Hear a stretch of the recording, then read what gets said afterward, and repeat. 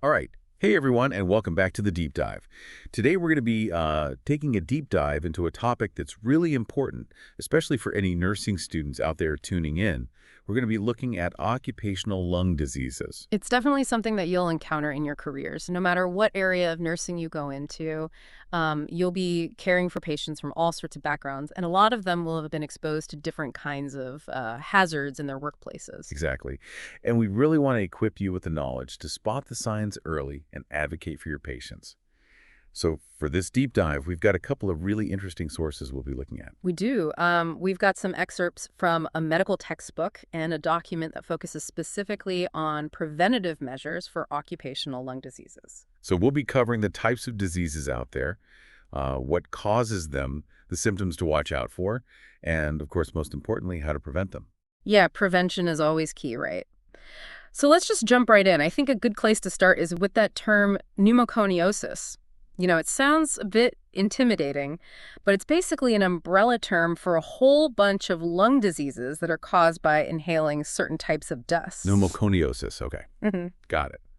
Now, when you say dust, what exactly do we mean? Is it just any kind of dust, like what we find around the house? Not exactly. We're talking about specific types of dust that are often found in certain workplaces. And what's interesting is that these diseases they're not cancerous, they're non-neoplastic, but they can still do a lot of damage to the lungs over time. Non-neoplastic. Okay, so not cancer, but still pretty serious stuff. Can you break down what happens in the lungs when someone inhales these dangerous dust particles? Sure. So imagine, these tiny particles get lodged in the lungs and the body's like, hold on, we've got intruders. And it sends out these cells called macrophages to gobble them up. It's like the hmm body's own little Pac-Man army. Okay, that makes sense. The body's trying to protect itself. Right. But sometimes this immune response goes a bit overboard. It can cause a lot of inflammation, which leads to the formation of scar tissue, something we call fibrosis. So it's like the body's own defense mechanism backfires and ends up causing more harm. Yeah, that's a good way to put it. And as this scar tissue builds up, the lungs get stiffer, less flexible, and that makes breathing harder. It's like trying to inflate a balloon that's lost its stretch, right? You just won't stand properly. Exactly. And that's where the real problems start. So, under this umbrella of pneumoconiosis, there are different types, right? Depending on the type of dust that's causing the issue. So, you have silicosis, which comes from inhaling silica dust. Silicosis. And where would someone typically encounter silica dust? You find it in a lot of industries, actually: mining, construction, sandblasting, anything where workers are exposed to sand, rock, quartz, things like that. Okay, so those are some pretty common occupations. What other types of pneumoconiosis are there? Well, there's asbestosis, which is caused by inhaling asbestos fibers. And, thankfully, asbestos is pretty heavily regulated now because we know how dangerous it is. But back in the day, it was used in tons of stuff. Yeah, I know asbestos was used everywhere. Insulation, shipbuilding, even brake pads. Why was it so popular if it's so harmful? It has some really useful properties. It's fire resistant, durable, a good insulator. But the problem is those asbestos fibers, they get lodged in the lung tissue, and it can take years, even decades, for the damage to really show up. Wow, it's like a ticking time bomb. So silicosis, asbestosis, what else is on the list? Well, we can't forget about coal workers' pneumoconiosis. It's often just called black lung disease. Hmm. And as you can probably guess, it comes from inhaling coal dust, a big hazard in coal mining. The thing about black lung disease is that it can progress from simple to complicated pneumoconiosis. So there are different stages to it. Yeah, in simple pneumoconiosis, the scarring is limited, but in the complicated form, the scarring is extensive, and it can really mess up lung function. Okay, so that's three big ones. Silica, asbestos, and coal dust. But I'm guessing that's not the end of the story, right? There's got to be more. Oh, there's plenty more. You've got other inorganic dusts like beryllium, which is used in a lot of different industries, like aerospace, and it can cause a nasty condition called berylliosis. And then you've got talc, which is in some cosmetics and pharmaceuticals. Even aluminum and iron dust, if you're breathing them in all the time, can be a problem for the lungs. So it's not just those obvious things like coal dust. A lot of everyday materials can be dangerous if you're exposed to them long enough. Exactly. And then there's a whole other category we got to talk about: organic dusts. These can cause a condition called hypersensitivity pneumonitis, which is basically like an allergic reaction happening in the lungs. Hypersensitivity pneumonitis. Okay, I'm guessing that's not a good thing. What kind of organic dust are we talking about here? Think about things like sugarcane fiber, cotton dust, tobacco dust, even hay or grain dust. They can cause specific types of hypersensitivity pneumonitis. So it's like a whole different set of risks depending on what you're exposed to. Yeah, there's bagasosis from sugarcane, bisonosis from cotton, farmer's lung from hay. I mean, the list goes on and on. Wow. It's amazing how many things could potentially harm our lungs. I'm starting to see why this is such an important topic for nurses. It's not just about treating the symptoms, it's about understanding the whole picture. Yeah, you got to connect the dots between someone's work and their health, and that's something we'll be looking at in more detail as we dive deeper. All right, so welcome back to the deep dive. Before the break, we were talking about all those different types of dust that can cause problems for the lungs, all those pneumoconiosis. But now let's shift gears a bit and talk about the symptoms. How can we actually recognize these occupational lung diseases? I mean, this is really where your skills as nurses come in, right? Okay, yeah, absolutely. So what should we be looking for? What kind of symptoms should raise a red flag for us? Well, the tricky thing is that in the early stages, the symptoms can be pretty subtle, easy to miss, especially if the patient doesn't really connect their job with how they're feeling. I can see that. People might just brush it off as a cold or something. Yeah, exactly. We're talking about things like a cough that just won't go away, a persistent cough or shortness of breath, especially when they're exerting themselves. Maybe they feel a tightness in their chest. Okay, so pretty general symptoms. What can we do as nurses to make sure we're not missing those early signs, especially when they could be so easily dismissed? That's where taking a really good occupational history comes in. Whenever you're assessing a patient with any kind of respiratory symptoms, you got to ask about their work, dig a little deeper. So find out what they do for a living. Right. But be specific. Ask about the types of dust or fumes they might be exposed to, how long they've been doing that kind of work. You'd be surprised how many seemingly harmless jobs can have hidden risks. It's like being a detective, right? Looking for clues. Exactly. You got to connect the dots between their work and their health. Now, if those early symptoms get missed and the person keeps getting exposed to whatever's causing the problem, things can get a lot Oh, worse. I bet. So those initial symptoms start to, what, intensify? Yeah, that cough becomes chronic, the shortness of breath gets more severe, and you start to see their lung function going downhill. Often, this is when people finally decide to see a doctor, but by then, there might already be quite a bit of damage. The longer it goes on, the worse it gets. Yeah. And I'm guessing there can be some pretty serious long-term consequences too, right? Absolutely. You're talking about things like pulmonary fibrosis, where the lung tissue is basically scarred and stiff. Breathing becomes really difficult. Oh, wow, that sounds awful. It is. And then there's the risk of cor, which is basically heart failure on the right side of the heart because it has to work so hard to pump blood through those damaged lungs. So the heart gets affected too. Right. And of course, there's always that increased risk of lung cancer, especially for people who have been exposed to asbestos. Okay, so the takeaway here is that prevention is really the best medicine. We need to catch these problems before they even start. 100%. And that's why we need to think about prevention from all angles. We need those engineering controls, personal protective equipment, workplace regulations, and of course, education, education, education. Okay, that sounds like a pretty comprehensive approach. Let's break it down a bit, though. Starting with those engineering controls, what exactly are we talking about? So engineering controls are all about changing the work environment itself to make it safer, to reduce exposure to those hazards.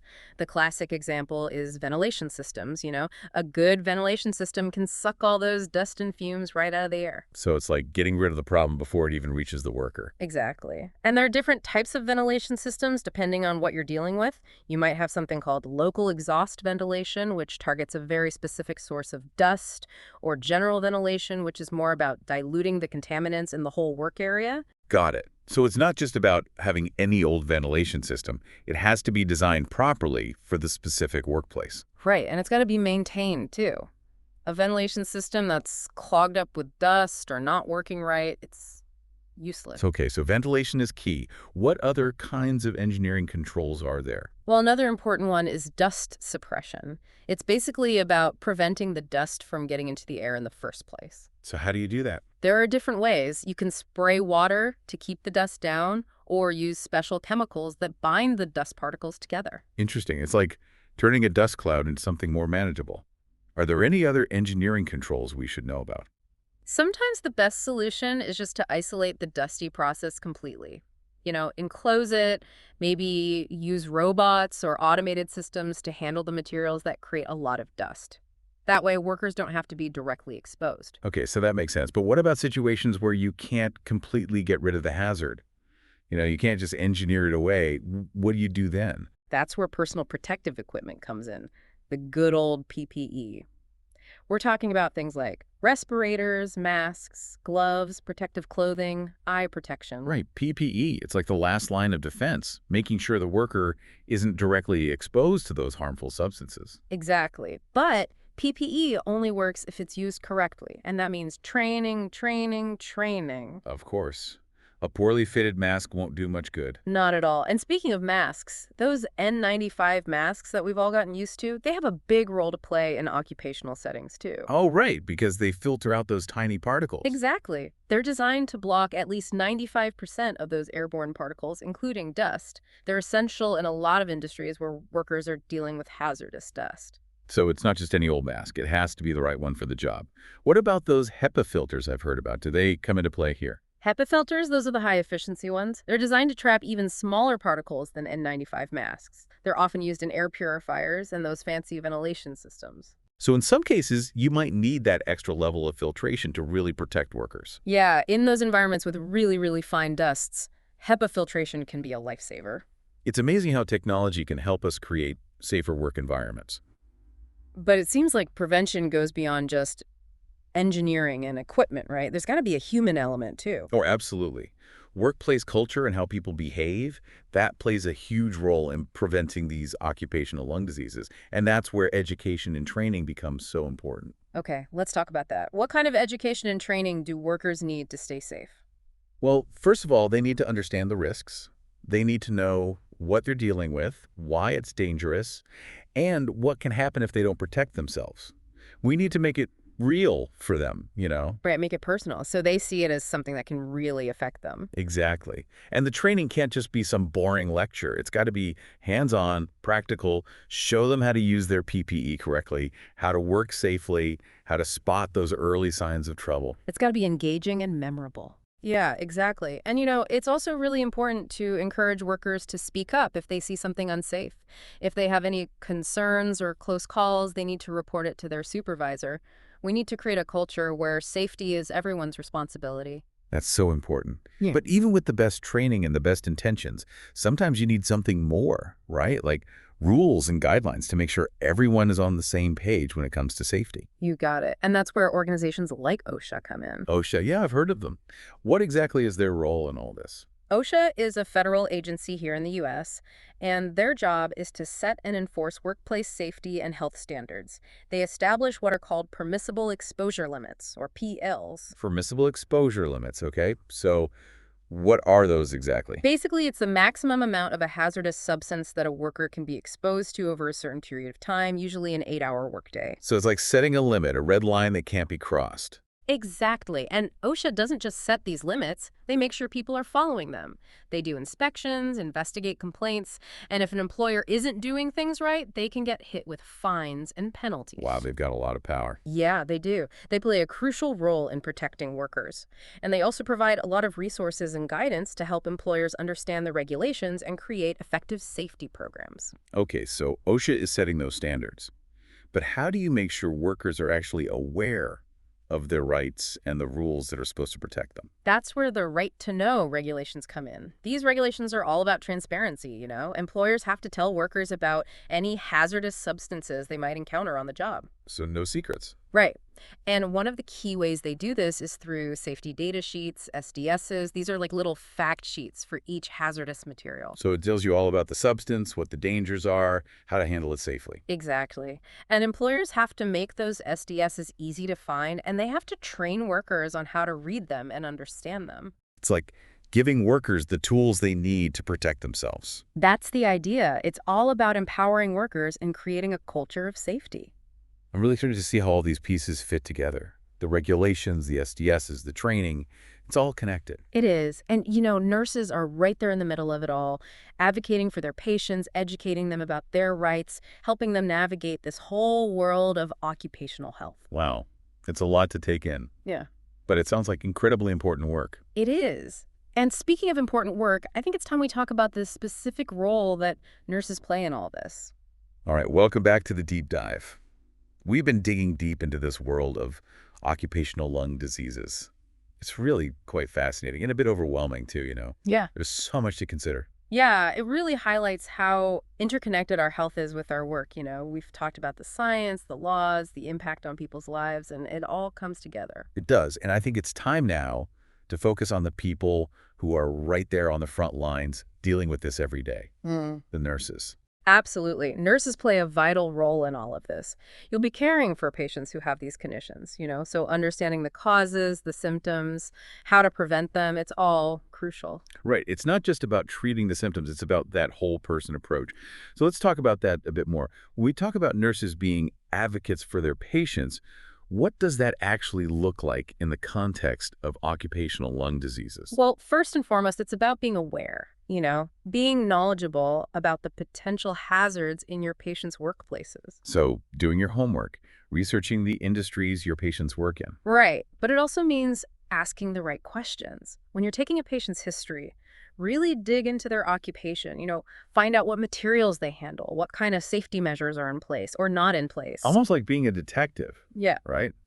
Looking for clues to uncover potential risks. Exactly. You got to connect those dots between their work and their health. And sometimes advocacy means speaking up, advocating for safer work practices, encouraging your patients to use their PPE properly, maybe even working with employers to improve safety protocols. Sometimes you got to be that voice for the voiceless. That's powerful stuff. But what about when a patient already has symptoms? They're showing signs of an occupational lung disease. What can nurses do at that point? Well, then it becomes all about education. You got to be able to explain what's going on to the patient, help them understand their diagnosis, what the treatment options are, what they can expect down the road, and you got to empower them to take an active role in their own care. Encourage them to be their own advocate, too. Exactly. Make sure they're following their doctor's orders, making those lifestyle changes, maybe even connecting with support groups, whatever they need to manage their condition and live their best life. It's all about that partnership, right? Yeah. The nurse and the patient working together. But education goes beyond just the one-on-one with patients, right? It's also about reaching the wider community. Oh, yeah, for sure. Nurses can be amazing educators. You can lead workshops, give presentations, partner with community groups, spread the word about these conditions and how to prevent them. Right. Knowledge is power. So we've talked about nurses as advocates, as educators, and of course, at the heart of it all, nurses are caregivers. What does that look like in the context of occupational lung diseases? Caregiving, it means so much, It's that emotional support, that comforting presence. But it's also the hands-on stuff, administering medications, monitoring vital signs, maybe helping with breathing treatments. Nurses are often the ones spending the most time with patients, providing that compassionate care. Yeah, that human connection, it's so important. It makes all the difference in the world. And in the field of occupational health, you're not just caring for one person, You're advocating for a healthier and safer environment for everyone. Well, this deep dive has been quite a journey. We've learned so much about occupational lung diseases, the science behind them, the regulations, the impact they have on people's lives. And I have to say, I'm feeling a mix of emotions. It's a serious issue, but there's also hope, knowing that there's so much we can do to prevent these conditions. Absolutely. The key is awareness, education, and action.